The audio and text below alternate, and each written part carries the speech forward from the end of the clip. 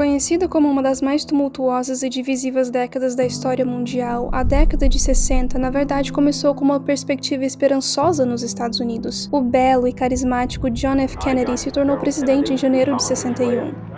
Ele liderou o país pela crise dos mísseis de Cuba e navegou o crescente envolvimento da América durante a Guerra do Vietnã. Infelizmente, seus esforços para eliminar a injustiça e desigualdade nos Estados Unidos foram interrompidos quando ele foi assassinado no final de 1963. Leis de Jim Crow estavam em pleno vigor e muitos líderes negros começaram a repensar seus objetivos, abraçando uma ideologia mais militante de separatismo e autodefesa. Enquanto isso, mulheres lutavam pelo direito de igualdade salarial e manifestantes foram às ruas em protesto contra a batida policial no Stonewall Inn, um bar gay na cidade de Nova York, marcando o início do movimento pelos direitos gays. A contracultura marcou os anos 60 com o boom do movimento hippie, calça-boca de sino, rock and roll e o início da mudança drástica do cristianismo para o humanismo. De fato, a Igreja de Satanás oficial foi fundada em abril de 1966 por Anton LaVey. O assassinato de líderes nacionais continuou com Malcolm X em 1965. Os Estados Unidos fechou a década com Neil Armstrong a ser o primeiro homem a desfilar pela superfície da Lua e a bandeira americana balançando orgulhosamente num lugar onde o vento não existe. Mas já estou divagando. Muita coisa aconteceu durante os anos 60, mas em meio a todo o caos, avanços e mudanças culturais, os quadrinhos da Marvel abasteceram a nação com entretenimento e escapismo. Muitos dos temas encontrados nas histórias coincidiam com situações do mundo real. O lançamento do Quarteto Fantástico em 1961 refletiu a corrida espacial de John F. Kennedy. Os Beatles e James Bond fizeram aparições, juntamente com uma ênfase crescente em heroínas. No entanto, com hesitação tímida, Stan Lee e Jack Kirby reconheceram a falta de diversidade cultural em seus quadrinhos e decidiram estrear o Pantera Negra como o primeiro super-herói negro do universo Marvel. Isso foi em 1966, abrindo caminho para mais inclusão dali em diante. Ao contrário da crença popular, o Partido dos Panteras Negras não foi a inspiração do nome do super-herói. O quadrinho foi lançado 3 meses antes do Partido dos Panteras Negras ser organizado. Então, quem é o Pantera Negra do universo Marvel? Vamos mergulhar na história simbólica desse personagem fictício, discutir o empoderamento negro e, finalmente, ver as implicações espirituais desse movimento crescente. Meu nome é Candy e convido você para essa jornada para descobrir a verdadeira ideologia por trás do Pantera Negra.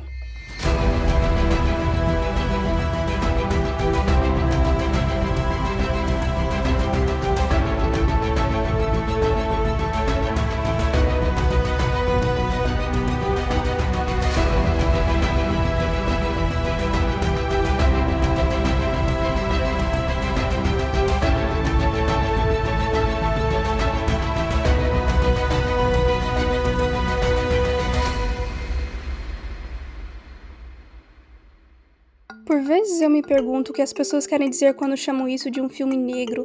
O que isso significa exatamente? Será porque possui um elenco predominante negro? Ou porque um homem negro foi o diretor? Bem, 2 homens brancos o conceitualizaram? Ou não vamos falar sobre isso? Numa entrevista de 1998, Stan Lee compartilhou seu raciocínio do porquê ele criou Pantera Negra em primeiro lugar. I wasn't thinking of civil rights. I had a lot of friends who were black and we had artists who were black. So it occurred to me, why aren't there any black heroes? Quando o filme Pantera Negra foi lançado em 2018, muitas pessoas recomendaram que as pessoas brancas esperassem uma semana antes de assistir o filme para que o público negro pudesse ter o seu momento em paz, sem os invasores brancos. E novamente, em antecipação pelo Pantera Negra Wakanda para sempre, ativistas estão postando o mesmo sentimento. This message is to all our would-be accomplices and white allies. This message is to all the white people who have BLM in their bio. If you really want to prove to black people that you love us and you care about us and you are down for the cause, do not go see that movie opening weekend. You buy your ticket, you give it to a black person or a black family who can't afford to go, and then you go sit at that theater in front of the doors. You make sure that every black person in that theater can enjoy that movie in peace. you make sure that you use your body to block us from anybody who would be coming in that theater to do us harm. That is your job. You can go see it on another weekend. Go see it on the second or third weekend. But the first weekend, that's for us. To do anything other than this is anti-Black. I don't care if you are a white Black Panther fan. I don't care about how much you love the stories. I won't be nice and explain your ignorance. I will be advocating for your demise. I'm not saying you can't participate in the Wakanda hype, but be aware that a lot of the Wakanda hype in Black, African, Latino, indigenous culture. This makes me not want to go watch Wakanda Forever. And I'm Black! All of it's lame. Race is just such a fluid thing. You can have Black people who don't look Black at all, Latino people who don't look Latino, white people who don't look white. She's purely saying that if I look at your skin color and you're not the skin color that I view to be Black, and you're talking about this Black movie, I'm gonna check you in your privilege. When you waste your time worrying about these issues, it literally withers you away as a person. How ridiculous and just infantile is our thinking? Eu vejo isso, na verdade, perpetuando a mesma coisa que deveríamos estar lutando contra. O separatismo? A menos que essas pessoas sejam separatistas, mas ainda assim, elas escolheram o filme errado para fazer isso, pois prova que elas perderam a razão principal do porquê Stan Lee e Jack Kirby lançaram esse personagem em primeiro lugar. A lot of these films that we've seen before, like 12 Years a Slave or Precious or something like that, are dealing with heavy subjects that are positing Black suffering as a central mode of existence for Black Americans. I think that Black Panther is a celebration of what's at the end of that trauma, right? This is about Black joy. I thought Ariel Johnson made such a good point. Normally when it's a Black cast and a Black crew, it's designed for Black audiences, or so they think. This has shown that this is simply it's a Black movie, no question, but it's a great movie, and that's more importantly. Yeah, reporting from the backseat of my son's car with his friends, it was a huge debate about vibranium, which means they love the movie and what's inside of it as much as his sister loved the message. And I'm assuming your son is white. He is. Esse filme não é para pessoas negras, muito menos só para as pessoas negras. Seu propósito foi um incentivo para a inclusão. Mas, se as pessoas não querem acreditar nas palavras do Criador, elas deveriam considerar o tema abrangente do filme. Foi para chegar ao ponto onde uma nação ou um grupo consegue manter o individualismo enquanto compartilha seus recursos, ideias e cultura. E esse aí é o caminho perigoso dos filmes de super-heróis, porque duas coisas podem ser verdade ao mesmo tempo. Temas nobres podem ser encontrados nesse filme, bem como elementos que vêm para roubar, matar e destruir a crença em Deus de qualquer cristão. Mas vamos falar sobre isso mais pra frente. As influências que moldaram os super-heróis no MCU são amplas, desde a Bíblia até divindades místicas. You mentioned something earlier about the Bible and you're mentioning Genesis and a couple other things went by. And I was wondering how much you draw on the biblical superheroes, men like David and guys like that. Do they figure in prominently anywhere? Yes, they do. Biblical figures have always been self-evident everywhere. And Samson was your first superhero. Samson, of course, did things other men couldn't. Ele perdeu a importante parte que foi Deus quem deu a ele a habilidade de fazer coisas que outros humanos não conseguiam, e foi por uma razão muito específica. Samson was your first Superman. He could do the same things that Superman did. He could do the same things that Captain America did. And of course, all of us have read the Bible or been told about the Bible in some way. We've absorbed it. And it's part of us, so it'll come out in our drawings and in whatever we build or talk about. No caso de Pantera Negra, junto com uma completa mistura de várias culturas atuais encontradas em todo o continente africano, existem sombras da figura bíblica Canaã, Mansa Musa do Império Mali, o pan-africanista Marcus Garvey, mas mais prominentemente Osíris, o deus egípcio dos mortos. We wanted to show all the tribes, East Africa, West Africa, North Africa, South Africa. We were able to combine regions of Africa and then mix it in our own way. We just went through all her references, all my references, and we just talked about the colors that we liked and what traditions that we thought were important to carry on in the film. Nos quadrinhos, disse que Wakanda está localizada na África Oriental, mas as principais línguas faladas lá, Yoruba e Hausa têm raízes na África Ocidental. No filme, as línguas da África Austral são usadas. As roupas e as cabeças raspadas dos Dora Milaje, os guarda-costas pessoais do Pantera Negra, imitam o povo Maasai no Quênia e no norte da Tanzânia. Os rituais são da África Ocidental, as divindades são do norte da África. Wakanda, intocada pelo mundo exterior, pode ser comparada à Etiópia, o único país africano que nunca foi colonizado, mas essas são apenas algumas observações. Sabe, contar histórias é uma das maneiras mais eficazes de apresentar um conceito de maneira palatável. Ver a comoção em torno dessa série mostra a prontidão do mundo em abraçar a humanidade e a excelência dos negros. Arrecadando mais de 1,3 bilhões de dólares em bilheteria, Pantera Negra quebrou muitos recordes em 2018, mas é difícil ficar animado por muito tempo quando se leva em conta o custo espiritual.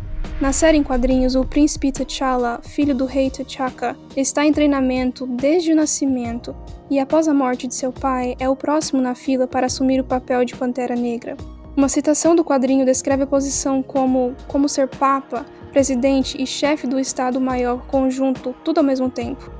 Para se tornar o Pantera Negra, o futuro rei deveria vencer uma batalha mortal contra um desafiante, comer uma erva especial em forma de coração e se encontrar com a deusa Pantera Bastet e os ancestrais para ser julgado e considerado digno da posição. Allow the hardship up to restore the powers of the Black Panther and take you to the ancestral plane. T'Chaka, we call on you. Come here to your son.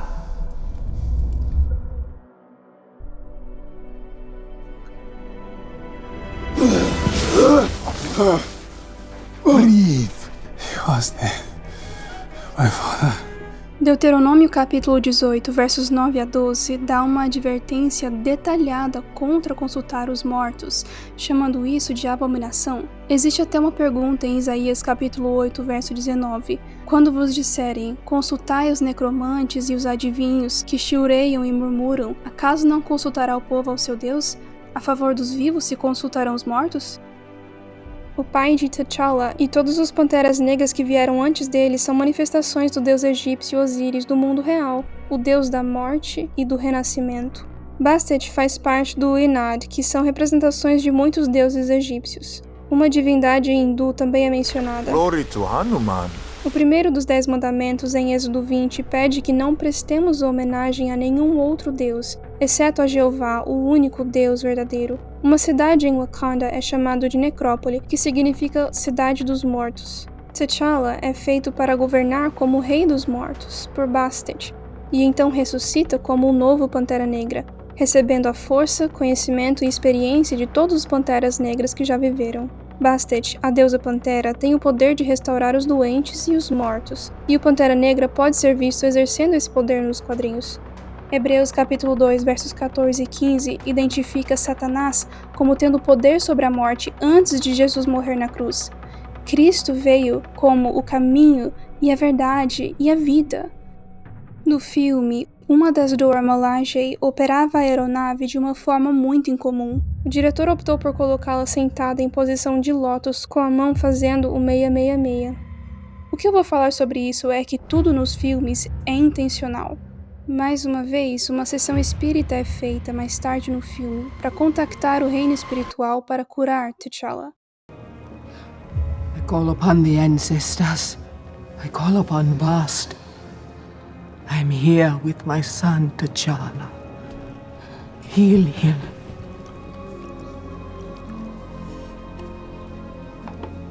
I must bury him. Come in. Okay.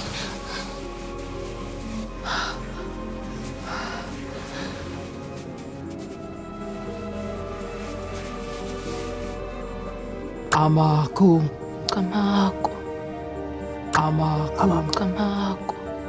Kamaku. Wake up, T'Challa. Wake up. Yana. É interessante que o que foi usado para ajudar a restaurar o reino de T'Challa é o mesmo que foi usado para tirar o reino de Saul. O Senhor rasgou de suas mãos o reino e o deu a Davi. porque você não obedeceu ao Senhor. Parte da desobediência de Saul se refere a Deuteronômio capítulo 18. Quando um público se senta para assistir um filme para entretenimento, eles também estão participando de quaisquer práticas que estejam sendo feitas na tela. A propósito, é o mesmo para a leitura, bem como para o que se ouve. As pessoas riem, choram, suspiram e ficam com raiva só de observar. Não importa a idade, o cérebro não consegue distinguir entre ficção e realidade.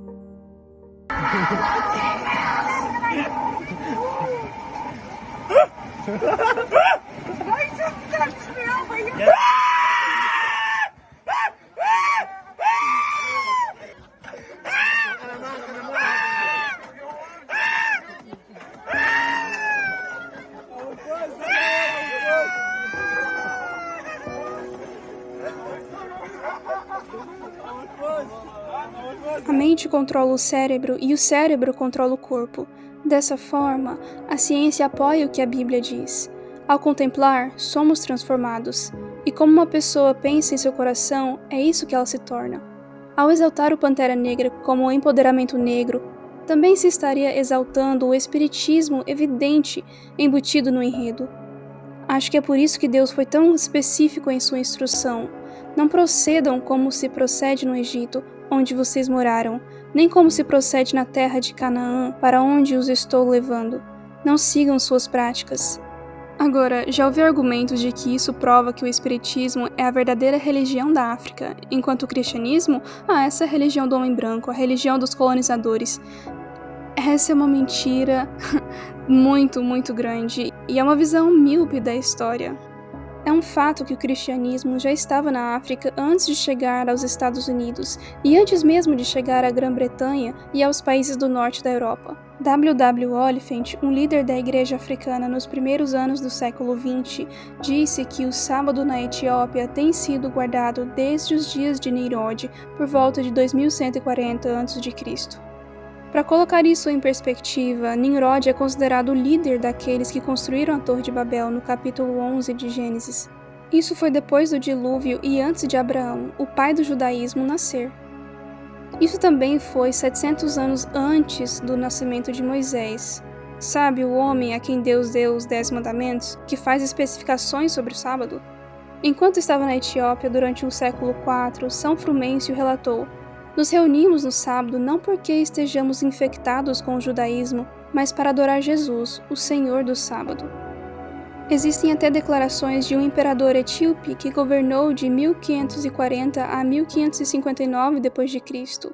Celebramos o sábado porque Deus, depois de haver terminado a criação do mundo, descansou nele, e especialmente porque Cristo não veio para dissolver a lei, mas para cumpri-la. Portanto, não é na imitação dos judeus, mas na obediência a Cristo e a seus apóstolos que observamos esse dia. Por falar nos apóstolos, lembra da história em Atos 8? Um eunuco etíope foi batizado por Felipe. O principal objetivo de Cristo para seus discípulos era levar o evangelho a todo mundo, e um dos primeiros lugares que alcançou foi a Etiópia. Isso aconteceu entre 80 e 90 d.C., o primeiro século. Isso significa que o evangelho chegou à Etiópia mais de 1.400 anos antes da Igreja da Inglaterra ser estabelecida em 1534. Não foi um estrangeiro que evangelizou a África. Foi um cidadão, ou melhor, um oficial do governo, cuja compreensão das Escrituras mudou a sua vida. Agora, para esclarecer, o Evangelho é Jesus vindo para esta terra para nos salvar dos nossos pecados. Essa foi a profecia bíblica que o eunuco não sabia que havia sido cumprida. Mas eles já tinham fé em Deus e estavam seguindo seus mandamentos explícitos. Atos capítulo 8, verso 27 nos permite saber que o eunuco estava em Jerusalém para adorar. Aqueles em Jerusalém adoravam a Jeová, o Deus vivo. E que tal Santo Agostinho, de Hipona? Ele foi um dos 4 homens chamados de grandes pais da Igreja Ocidental, e é considerado um dos maiores filósofos do 4º século. Você sabia que ele nasceu e foi criado na Argélia? Isso é norte da África. De lá, ele foi chamado para a Europa para trabalhar e, essencialmente, formalizar a Igreja de Roma. Como ele poderia ter se tornado um grande teólogo e estudioso, cuja opinião foi e ainda é tão valorizada? se não tivesse os recursos de que precisava prontamente disponíveis onde estava. É uma deturpação grosseira tê-lo retratado na arte moderna como um homem branco. Além dele, há muitas outras vozes de autoridade que vieram da África, como Orígenes, Atanásio e Cipriano. Quando se tratava de debater questões de religião, doutrina e criação de credos, o Ocidente buscava o conselho de líderes religiosos que viviam no norte da África e na Ásia Menor. Claramente, o cristianismo já devia ter sido estabelecido. Então, de onde vieram divindades como Osíris? Como muitas outras partes do mundo, a África foi afetada pelo paganismo. Algumas dessas influências remontam à dispersão na Torre de Babel.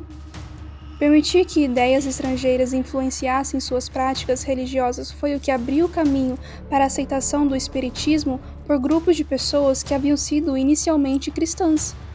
Essas influências também abriram o caminho para o politeísmo na África. Agora, vamos avançar rapidamente para a escravidão. A África não precisava de colonizadores, precisava de verdadeiros missionários para lembrá-los de suas raízes bíblicas esquecidas. O que é irônico é que as pessoas que levaram o cristianismo ocidental para a África há 500 anos haviam acabado de ser expostas a ele por meio da reforma protestante. Eles ainda tinham uma mentalidade controladora e suas motivações não eram puras. É lamentável que suas ações tenham influenciado pessoas até hoje a se afastarem de Deus. A verdade é que quando alguém entrega seu coração a Deus, ele não pede que deixe sua cultura para trás. A cultura é uma grande parte do que nos torna quem nós somos. Os gentios não precisavam se tornar judeus para serem salvos. Em vez disso, Cristo acolhe a diversidade de expressão e pensamento, desde que não esteja em conflito com a Bíblia. A unidade dentro da diversidade vem ao estarmos em acordo nos princípios.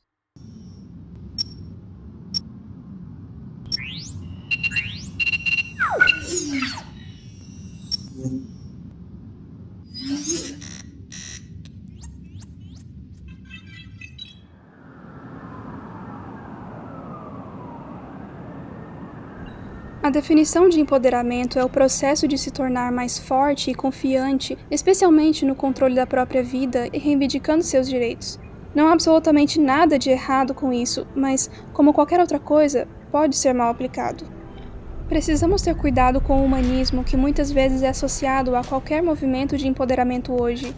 Como podemos buscar ajuda dentro de nós mesmos, se do interior do coração dos homens vêm os maus pensamentos, imoralidades sexuais, roubos, homicídios, adultérios, cobiças, maldades, engano, devassidão, inveja, calúnia, arrogância e a insensatez? Todos esses males vêm de dentro e contaminam o homem. Sabe, Satanás sabia o que estava acontecendo naquela época e tem feito isso por gerações. Voltando aos anos 60, os líderes negros e seus aliados estavam sendo mortos. Protestos pacíficos foram substituídos por violência de todos os lados. Rejeitando o Jesus branco, a supremacia branca e o eurocentrismo, o pêndulo balançou e algumas pessoas viraram as costas para a religião, enquanto outras começaram a abraçar as ideologias israelitas hebraicas, o Jesus negro, o panafricanismo e afrocentrismo como uma forma de supremacia.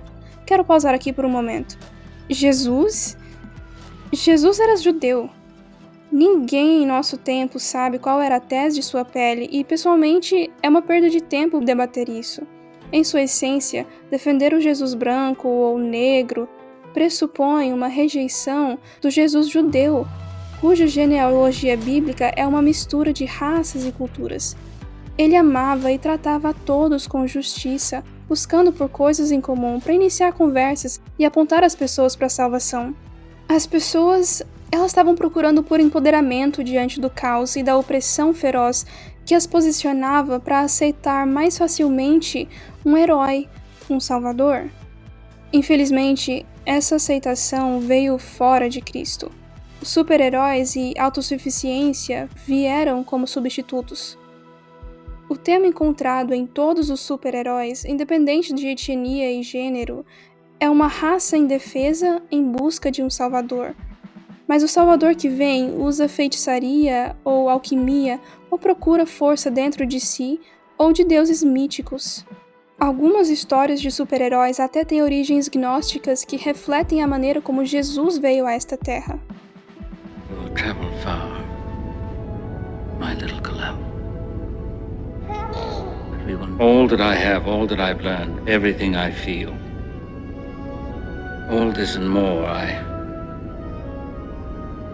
I bequeath you, my son. The son becomes the father, and the father the son. Pode não ter sido a intenção de Stan Lee e Jack Kirby, mas a resposta das massas ecoou a trama do diabo. Eu serei como o Altíssimo. All right, let me ask you this one time. What master do you serve? Quando nos permitimos ser empoderados por qualquer coisa que não seja o Espírito Santo, estamos nos abrindo para o engano. O inimigo adora nos ver lutando pelo autoempoderamento, porque isso tira o nosso foco de Deus e o coloca em nós mesmos. Acabamos tendo um conceito mais elevado de nós mesmos do que deveríamos, e isso pode levar ao orgulho e a uma série de outros problemas. Precisamos ser mais criteriosos como cristãos naquilo em que participamos e como escolhemos nos empoderar. Cuidado com a ilusão do empoderamento sob disfarce de ganhos temporais. Isso porque o verdadeiro empoderamento vem do coração e vem de Deus, e está disponível para qualquer um que o peça. Quando nos permitimos ser cheios do Espírito Santo, somos capazes de entrar em contato com o poder real e autêntico, que é muito maior do que qualquer coisa que esse mundo tem a oferecer. Podemos todas as coisas, sim, todas as coisas em Cristo que nos fortalece. Portanto, da próxima vez que você sentir a necessidade de ser empoderado, lembre-se de que isso só está disponível por meio de Deus. Peça a Ele para enchê-lo com seu Espírito e veja como Ele trabalha em você e através de você de maneiras incríveis.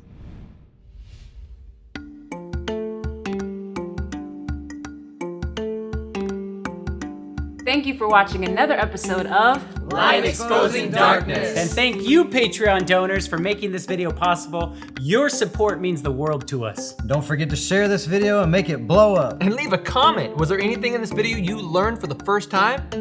For more information, go to our website, littlelightstudios.tv. You'll find full-length documentaries there and other great resources. May God bless you as you let your light shine for Him. Look. No, that's crazy.